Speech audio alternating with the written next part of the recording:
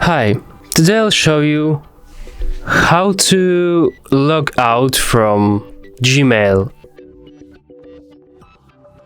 As you can see, this is our Gmail account and we need to log out, right?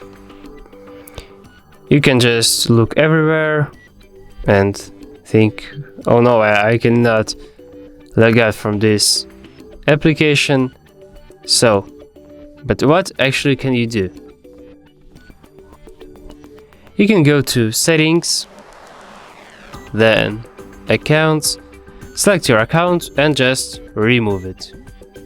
So if we will check the Gmail now, there is no our old account.